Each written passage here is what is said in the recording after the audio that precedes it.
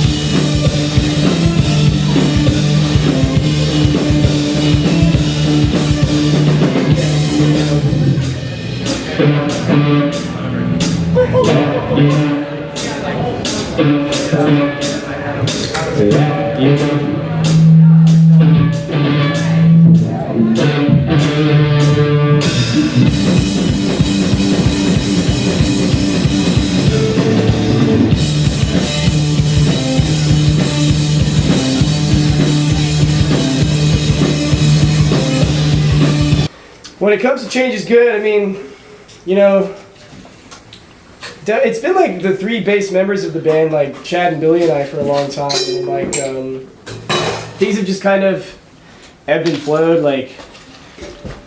Everyone who's ever left the band has left amicably, and then Ivano is the second member who's left the band and come back, and it's just sometimes it just doesn't work out for timing purposes, and it's we had our old keyboardist Shane, he left the band, but then he ended up coming back on bass. It's just chill. I guess the biggest change that we went through recently was the expansion to 2 drummers.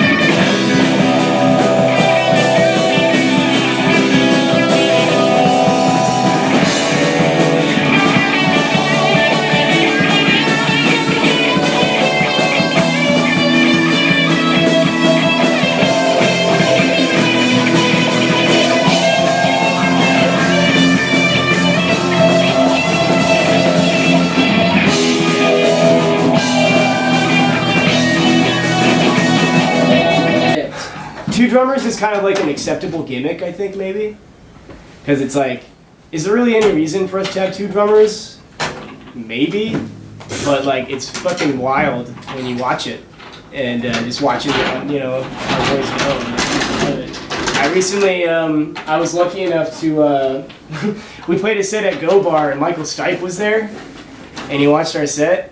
And I'm really happy that I didn't know he was there, because otherwise it probably would have messed up everything. Because it's like, oh my god, like this guy was watching. But yeah, so like we finished, and then I got to speak with him for a minute, and he was just raving about the 2 drums thing. And it's like at that moment I knew that it was a really good move. If Michael Stipe was like, yo, the 2 drums, like super cool, it's very cool, and he's wild. He's a nice guy.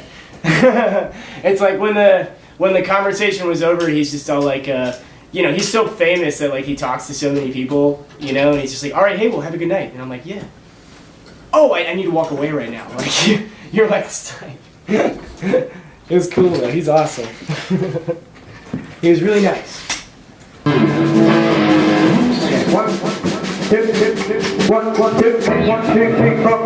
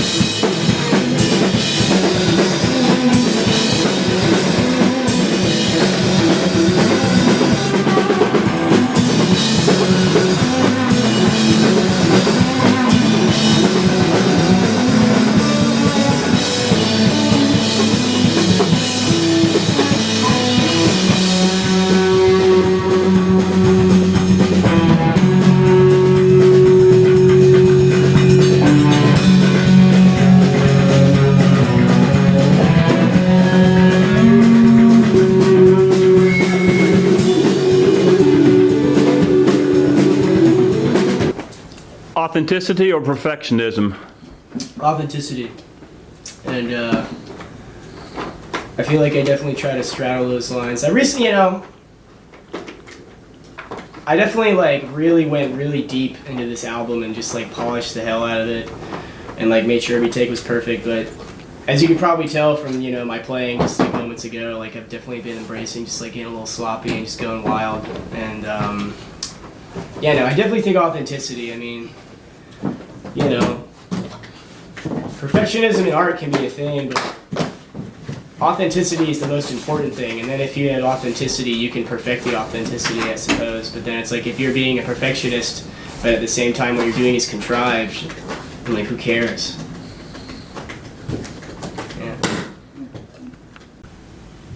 Yeah. It's pretty fun. We're all like to joke around and stuff and just like joke with each other, so we're always having a good time. And then we've all been in drumline together, so it makes it really easy for us to all communicate to each other.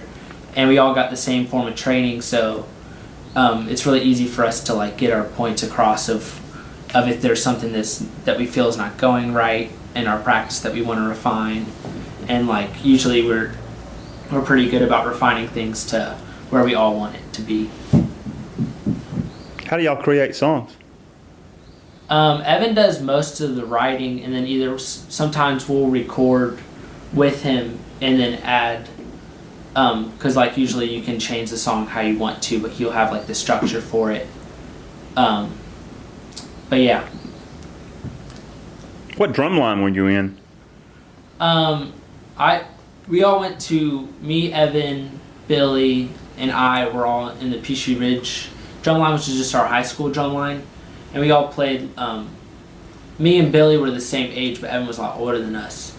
But we all played like tenors, which is the 5 drums with the shot in the middle.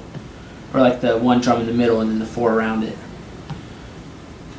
And then Evan did a little bit of DCI, which is like professional drumline, for a couple years.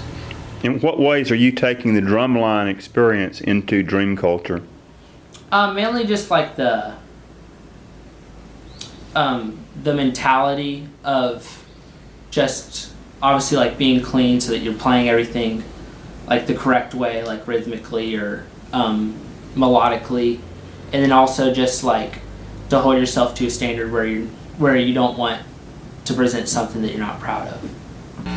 It's pretty cool because we're pretty malleable, and so we're essentially a 6-piece, but it's like we've been able lately to play shows with members like missing. I mean, really, the most important members would be, we need at least like, one of our drummers and Ivano on bass, like that's the foundation. But then like, we'll just make do with what we got as long as we got like those components available. And it's made like, just like taking gigs, especially with like, opportune gigs, taking like gigs where it's like, like, what is it? Like we're going to be playing Psy in July and like, Matthew's going to be out of town, but it's just like, wow, what a great gig. And it's like, we can just take it as long as we have at least one drummer and our bassist. So it's been pretty cool.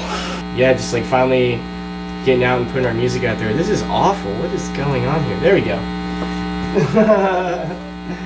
But yeah, it's crazy. Like I'm kind of like a ball of stress right now because like literally legit like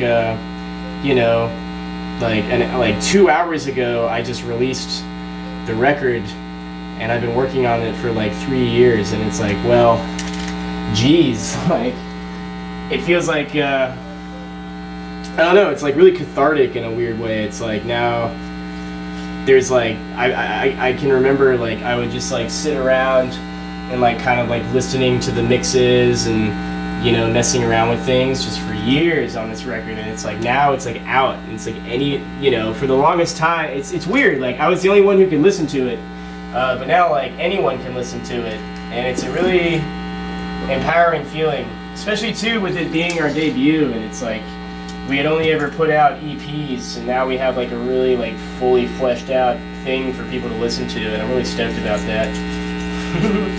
Oh dear.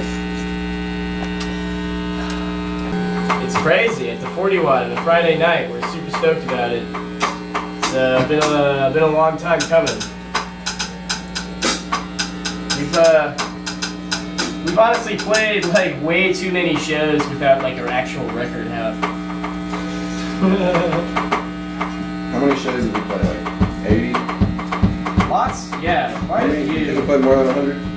I don't think we played 100 shows yet, but we'll get there eventually. Big hundo. Play with the Holyfields tonight? Yeah, the Holyfields. And then Ivano's band that I play drums in, the Weldons. It's like you want to describe the Weldons to Greg, man? Yeah, it's ski pop, snowboarding, punk, pop.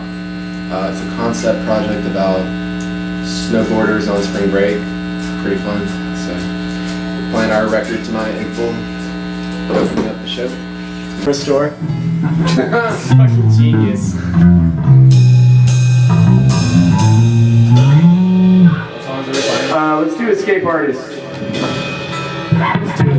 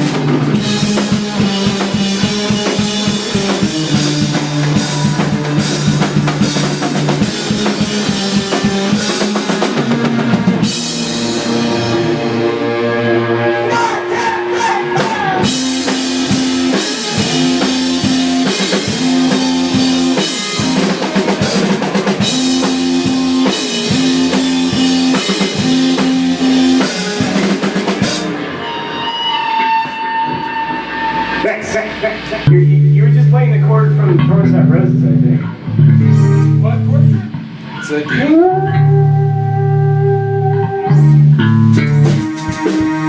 I think it's G. I think it's G flat. No, sorry, G sharp or. It's a D. It's a D. I believe. It's always been a D sharp. No, for the med. Yeah. I haven't teach you it wrong.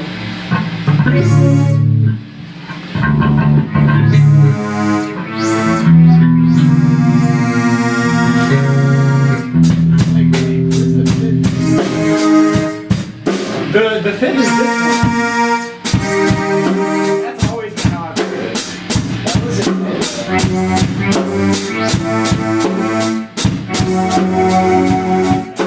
Wait, I think that was it.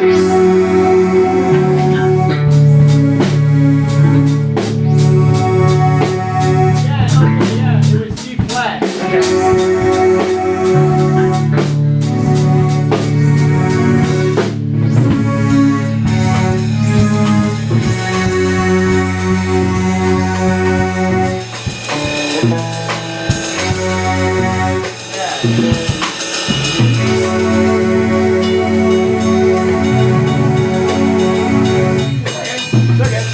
B flat, and then the fifth is the D flat.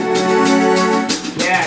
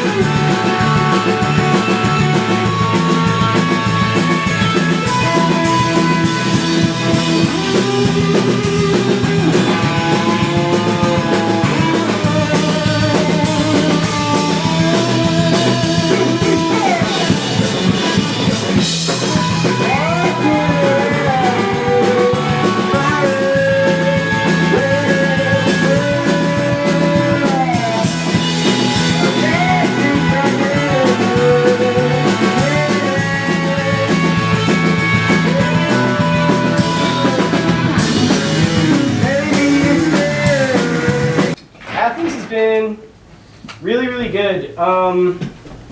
Because when I originally moved here, I didn't go to university. I didn't really know anybody, and I just ended up trying to make as many friends as possible through like Facebook and social media. And so I would just like start mass adding people, and then that ended up leading to like being invited to shows. And so then because I was adding a lot of people on Facebook, then I started getting invited to a lot of shows, and then I ended up meeting people face to face. And for the most part, just the scene has been so welcoming. Like, it's a music town, and everybody knows it, and it's just everybody's playing music all the time. And Athens is like internationally known for that. There's like definitely, I feel like in this town, there's a lot less like elitism than you'll find in like other scenes. Like I feel like there's a lot less snobbiness. Like everyone's kind of more in it together around here, I think. And then yeah, I love Athens. What was it?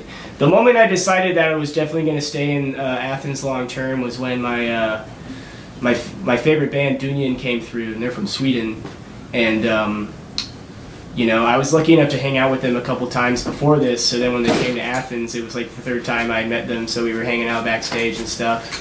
And Raina Fisk, the guitarist for Dunyan, who also recently. Oh, you okay? I'm good.